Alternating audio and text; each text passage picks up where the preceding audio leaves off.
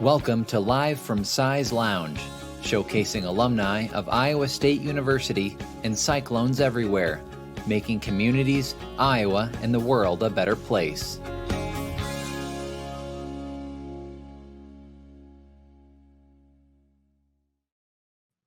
Hello, and thanks for tuning in to Live from Size Lounge. My name is Matt Van Winkle. I am the Visual Content Specialist here at the ISU Alumni Association. One Wednesday each month from now through May, we will feature a 30-minute conversation with the Laura and Russ Talbot Endowed President and CEO of the ISU Alumni Association, Jeff Johnson, and a special guest to focus on campus life. So with that, I'd like to introduce Dr. Jeff Johnson. Hey, Jeff, how's it going? Good morning, Matt. What a wonderful, wonderful spring day here in Ames, Iowa, and on the campus of Iowa State University. Good to see you. It is beautiful. Good to see you. It got the rain and the flowers starting to bloom on campus. It is a beautiful, beautiful time of year. Red buds. Iowa State campus is known for beautiful red buds. That's right.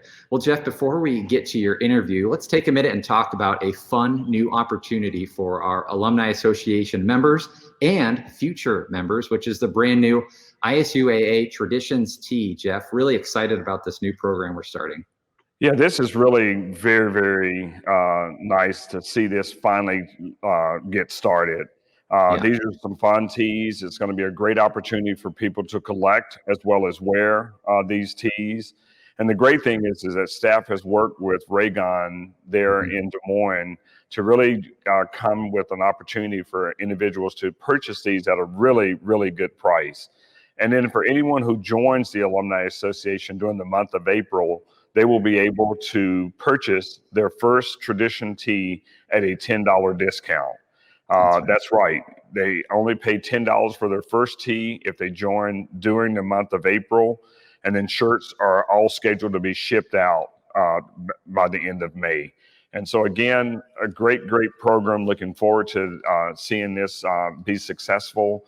But again, there will be a different shirt each year and will end up being collector items. Yeah, really cool. As you can see in the video here, we stopped by Reg to see how the shirts were made. Our graphic designer, Jenny Whitty, did a nice job designing the t-shirt. Really nice. As you said, Jeff, $20. But for $10, if you join for this month, for our non-members, really a great deal. To order this, we want to let you know it's a pre-order. Go to our app on the iTunes or Google Play Store, search Iowa State Alumni, and download our app, and you can access that Traditions Tee. It's right there when you get into the app, and just follow the steps right there. It should be pretty easy to guide you right through there. So that's the only way you can get this t-shirt, again, is through our ISU Alumni app. Again, all this information is on our website. We've got all of it on our website, isualum.org, if you want to learn more. All right, Jeff, we have a great guest today, so why don't you introduce him and take it away, all right? Yeah, this is absolutely going to be a wonderful, wonderful interview. And I'm pleased to introduce Dr. Reg Chhen Stewart, who has been at Iowa State since 2015, serving as the university's inaugural Vice President for Diversity and Inclusion. Dr. Stewart serves as Iowa State's executive level diversity and inclusion strategist, and he reports directly to President Winterstein. Dr. Stewart, thank you for joining me today. Jeff, thank you very much for inviting me. I agree, it is a beautiful day here in Ames, and I am happy to be here. And now, if I remember correctly, your office is actually in Beardshire, and you're off of Central Campus there, so you get to see all of the activity on a day-to-day basis. Not only do I see it, but I hear it. I can hear the birds chirping as they go by. It's a very, very vibrant time of the year, and it's enjoyable, especially the rain. I love the rain, and so whenever it rains, it just makes me happy. Yeah, so things are greening up. Well, let's get started. I thought we would start by, since you've been here since 2015, why not give our audience an opportunity to meet you and learn a little bit about who you are and your background? Right, so Jeff, ideally this should be the easiest question to answer, but for me, it's the hardest. I generally don't like to talk about myself. I really like. Well, that makes you an Iowan for real, then, because we're people of humility. So we need to know who you are, and I know you've got an interesting background, and we'll talk more about what brought you to Iowa State.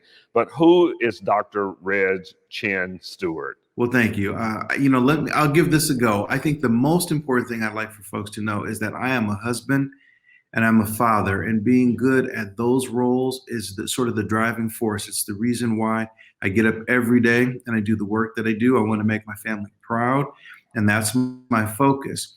I am a West Coast native. I was born in San Francisco, but grew up in Oakland, California. I have New Orleans roots. My father's side, my paternal side of the family is from the Big Easy. My family is all extremely creative, and I think it's just sort of something that was in the water. My dad was a drummer. My mom is a linguist and a poet. My children Okay. are exponentially better musicians at the same age. When I was their age, they can play circles around what I could do at the time. Although every evening when I go home after work, I play the saxophone. It's the way that I relax. Some people meditate. For me, I play the horn. And I will say this definitively, Jeff. I know that my wife could beat Bobby Flay in a throwdown. When you talk about someone who is a master cook, that's my wife. So we all sort of manifest our creativity differently, but it makes for a very vibrant household. All right. And I think, the other thing that's important is professionally, I believe that education is a right, not a privilege. Anybody who wants to work hard to access a college education should have access. And I go to bed every night knowing that the work that I do helps to inch people closer to their hopes and dreams. And so, all in sum, it's a good life, and I'm very happy and very blessed. Well, you said two things that I want to just quickly because of time, but you said your sons. Could you tell us a little bit about your children?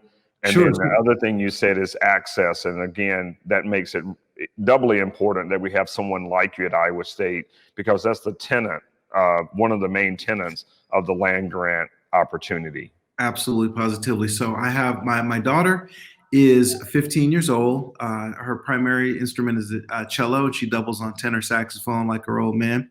And my son is a double bass player, and his double is a baritone saxophone. So I made sure that they at least kept the saxophone tradition alive, but they're string instrument players and amazing. Even the conversations with them I have about access and opportunity and the importance of accessing a college education, no matter where you can get it, from the community college all the way through to the highly competitive institutions. It's all about providing more education, more opportunity for people to learn about the world around them and then share it. So I appreciate the question. Hey, what brought you to Iowa State, and what is some of your work and those in your office that you do on an ongoing basis? Well, I've said this to anyone who will listen. The best recruiting strategy that an organization can deploy is to have people who work in the organization be happy and enjoy it. They are your best recruiters, hands down. So I had a colleague, we even went out on the West Coast. I had a colleague that worked at Iowa State University who just raved about this experience.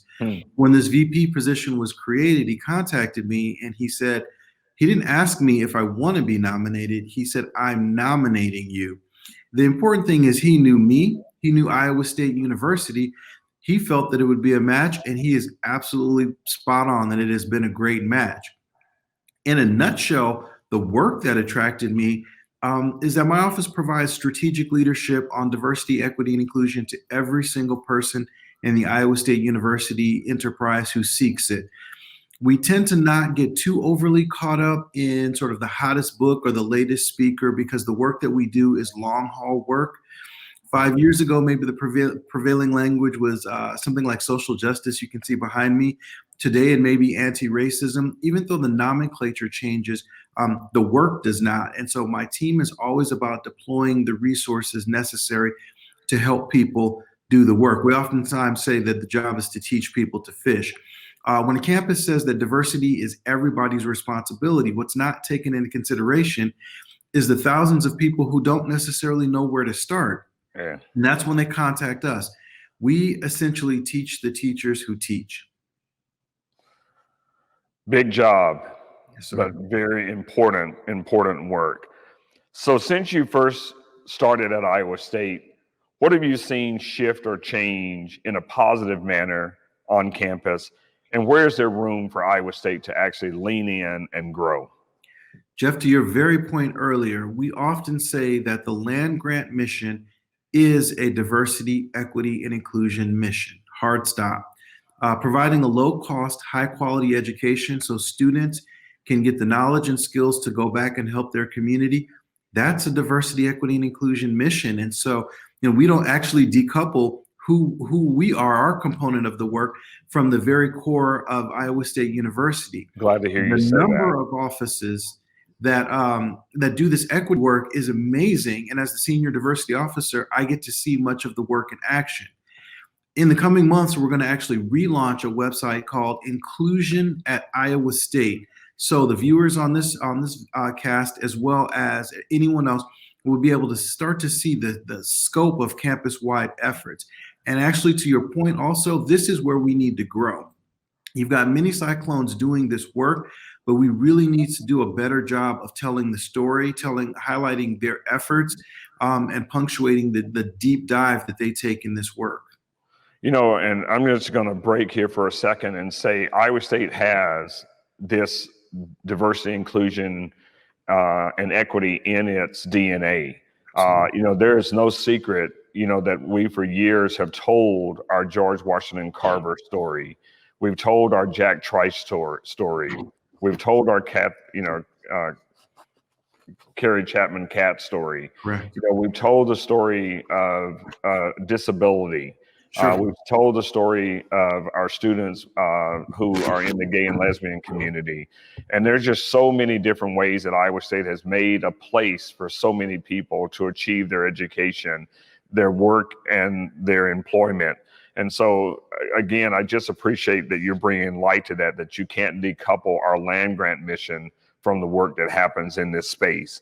Absolutely. I have to at least end with one question that I'm interested in knowing your response to, and that is, how has COVID impacted the work that you and your staff are about on a daily basis, as well as this campus? Jeff, that is a huge question. And I think that the answer to it is going to really kind of bookend what we've been discussing. From the very beginning of the pandemic, our area focused on the disparities in the infection and fatality rates for Black communities, Latinx communities, and Navajo communities. We focused on this because we also wanted to make sure to punctuate the destigmatization of the virus as it was associated with Asian and Asian American communities, this false association.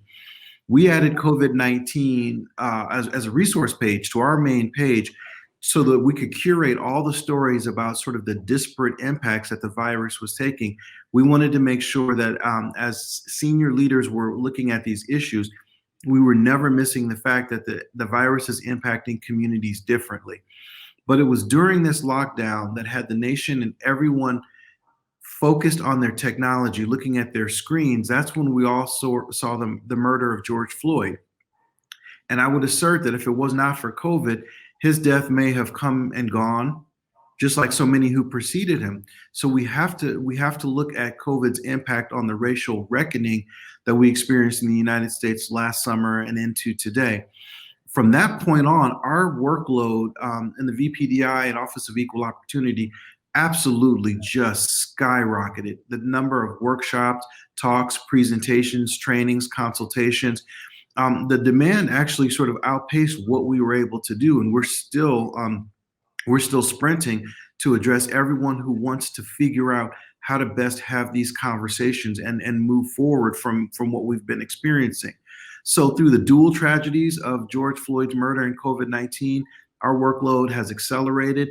And just when we were moving into this lovely spring that we were talking about earlier, we started to see the horrific rise of violence towards Asian American, and Pacific Island communities.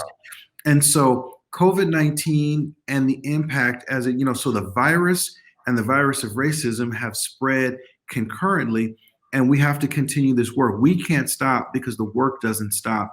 And so it's impacted us maybe in a different way than some of our other partners on campus.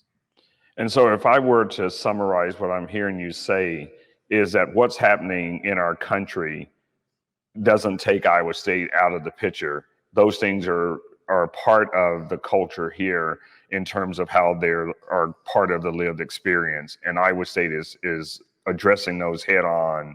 And I think Wendy has made it part of her platform that it's very important to her that this campus be very welcoming and accessible and engaging. And your office, along with all of our offices, play a role in helping that aspiration become a part of our daily work. Well said, Jeff. That is exactly correct. Well, Dr. Stewart, let me just thank you again for connecting with us today. Let me thank you for listening to your friend who had the opportunity to introduce you to Iowa State University. We want to take this opportunity, even though it's 2021, to again welcome you to the state of Iowa, welcome you to the campus of Iowa State University. And I see you wearing your I-State, so thanks for being a Cyclone. Absolutely. And thanks for being with us today. Thanks for all that you and your staff do to move Iowa State forward.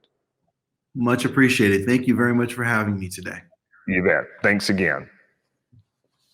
Jeff, thank you so much. Thanks to you and Dr. Stewart for coming on. Jeff, these have been a lot of fun. That was a great conversation with Dr. Stewart. And we've got another exciting one coming up next month. We've got one more of these before the end of the semester. Jamie Pollard, Director of Athletics here at Iowa State, is going to join us. So we look forward to that one as well. Yeah, that's going to be a fun one. Absolutely just fun. And I want to say, as you've said, these have been absolutely wonderful. So I thank Dr. Pete England from Residence Life, Paul Figliani from Facilities. Yeah, Facilities Planning and Management. Today, Dr. Stewart, and then coming up, our conversation with Jamie Pollard. Thank you for including us in these special moments. Yeah, absolutely. Thanks, Jeff. And thank you, everyone, for watching. We'll see you again next time.